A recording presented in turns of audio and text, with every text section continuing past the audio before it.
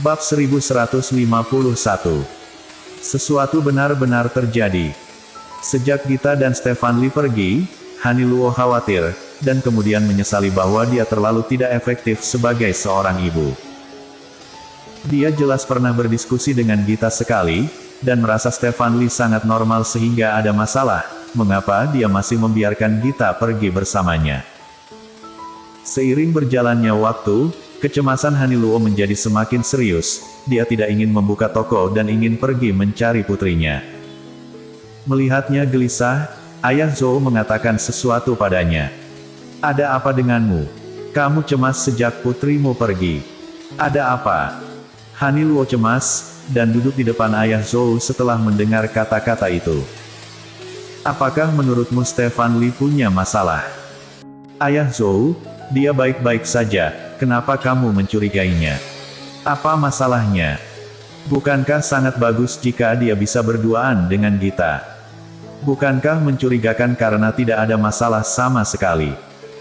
Pikirkanlah, ketika Bibi Zhang memperkenalkan seseorang kepada orang lain, kapan dia memperkenalkan yang baik? Entah hal semacam ini atau hal semacam itu terjadi. Berbicara tentang ini, awalnya aku tidak ingin menyetujuinya. Lagi pula, kami tidak terburu-buru mencari pasangan untuk putri kami, kan? Tapi tidak tahu apa yang dipikirkan Gita, dia malah setuju untuk kencan buta." "Ayah Zhou, apa lagi yang bisa dipikirkan? Bukankah dia ingin menikah? Jika dia tidak ingin menikah, untuk apa dia setuju untuk kencan buta?" "Haniluo, memang pikiran pria lurus bisa membuat orang gila. Tidak apa-apa jika seorang pria muda tidak bisa memahami hal semacam ini. Kamu sudah hidup setengah abad, mengapa pikiranmu sangat lurus? Bisakah pikiranmu berbelok sedikit? Gita adalah putrimu. Kenapa kamu sangat biasa saja terhadap putrimu?" Ayah Zhou yang dimarahi pihak lain tertegun. Apa yang dia katakan salah? Jika Gita tidak ingin menikah, untuk apa dia menyetujui kencan buta? Jika tidak ingin menikah, tolak saja kencan buta. Haniluo tidak ingin menjelaskan kepadanya lagi, dan mengambil ponselnya. "Tidak bisa, aku harus meneleponnya untuk menanyakan situasinya. Putrimu sudah dewasa, dia memiliki pikirannya sendiri, jadi jangan mengacaukannya, agar dia tidak merasa terganggu akan kita sebagai orang tua di dalam hatinya. Aku tidak ingin menambah kekacauan, aku hanya khawatir tentang keselamatan putriku. Aku khawatir Stefan Lee akan melakukan sesuatu yang tidak menguntungkan bagi Gita, tidakkah kamu mengerti?" Mendengar ini, ayah Zhou akhirnya mendengar sesuatu, ternyata ini ya. "Tunggu, maksudmu Stefan Lee akan berperilaku buruk pada Gita? Apa maksudmu? Mengapa begitu? Apakah kamu tidak melihat ekspresi di wajah Gita ketika dia pergi?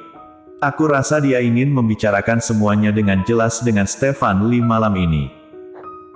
Meskipun Stefan Lee tampak seperti pria terhormat dan orang yang berkualitas di permukaan, tetapi sangat banyak bajingan yang memakai topeng di era ini. Aku juga memikirkan ini untuk keselamatan Gita.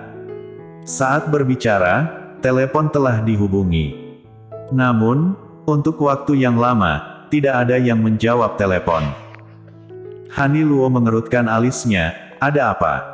Kenapa tidak menjawab telepon?"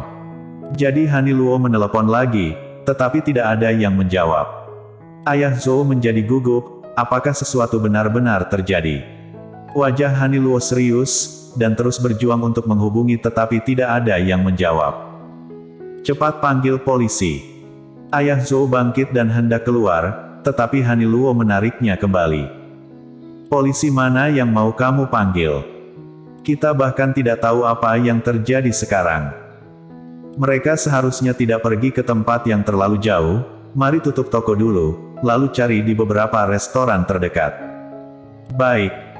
Karena situasi khusus, keduanya menutup toko dan meminta karyawan untuk pulang lebih awal. Ketika mereka hendak pergi bersama, ponsel Haniluo akhirnya berdering.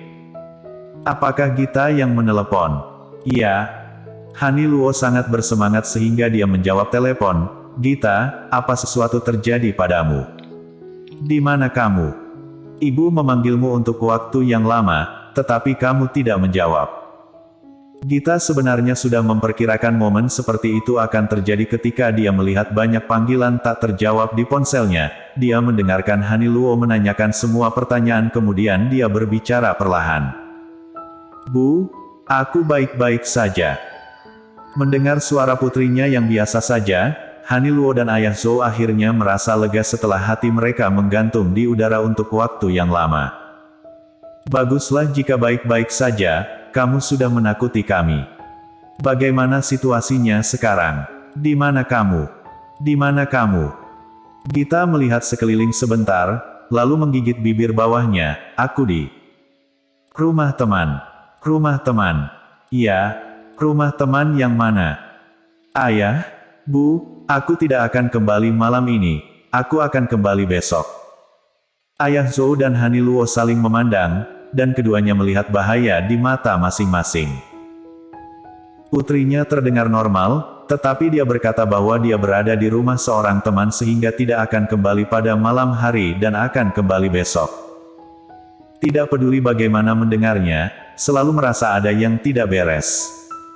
Haniluo ingin memberitahu putrinya, jika kamu diculik, harap berkedip. Tetapi sekarang sedang menelepon, komunikasi semacam ini sama sekali tidak pantas. Jadi Haniluo memikirkannya, dan hanya bisa bertanya, Putri, bukankah kamu berjanji pada ibu bahwa kamu ingin kembali ke kampung halamanku bersamaku besok? Mengapa tiba-tiba kembali begitu terlambat? Kamu membuat ibu khawatir, bagaimana jika kamu ketinggalan kereta besok? Gita sedikit bingung. Bu, kapan aku bilang aku ingin pulang ke kampung halaman bersamamu? Dan, sejak kapan kita punya kampung halaman? Haniluo, bocah bodoh ini. Bagaimana kondisi dia sekarang? Bocah bodoh, kamu lupa. Kamu bilang ketika kita tidur bersama tadi malam. Siapa bilang tidak ada kampung halaman? Di tempat nenekmu sana, dia terlalu tua sehingga kakinya susah digerakkan. Dia jatuh lagi 2 hari yang lalu. Kita harus pergi kembali untuk melihatnya. Gita menjadi bingung saat dia mendengarkan. Dia dan Haniluo sudah lama tidak tidur bersama dan tidak memiliki kampung halaman. Dan yang paling penting, nenek meninggal beberapa tahun yang lalu. Mengapa ibu tiba-tiba mengatakan hal yang aneh hari ini? Setelah berpikir sejenak, Gita tiba-tiba teringat, dan akhirnya menyadari apa maksud Haniluo. Dia sedikit tidak berdaya dan hanya bisa menjelaskan dengan suara rendah, Bu, tenanglah, aku baik-baik saja, jangan katakan hal-hal aneh itu lagi, aku tidak diculik ataupun diancam, Stefan Li bukan orang yang baik, tapi dia seharusnya sudah berada di rumah sakit sekarang. Apa? Sesuatu benar-benar terjadi. Iya. Gita mengangguk dan menarik napas dalam-dalam, napasnya penuh dengan aroma pakaian Andrihan. Napas jernih ini membuat jantungnya yang ketakutan perlahan stabil, dan menjelaskan dengan lembut, tapi sekarang aku tidak bisa menjelaskannya di telepon, jadi aku akan memberitahumu ketika aku kembali besok. Apa yang kamu pikirkan, nak? Kenapa tidak pulang setelah sesuatu terjadi? Bagaimana kami bisa tidur dengan tenang di malam hari? Di mana kamu sekarang? Tidak bisa, kamu harus kembali. Cepat beritahu kami alamatnya. Ayah dan ibu akan menjemputmu. Gita, benar-benar tidak perlu, ayah, bu. Aku, di rumah Paman Glenn. Bersambung.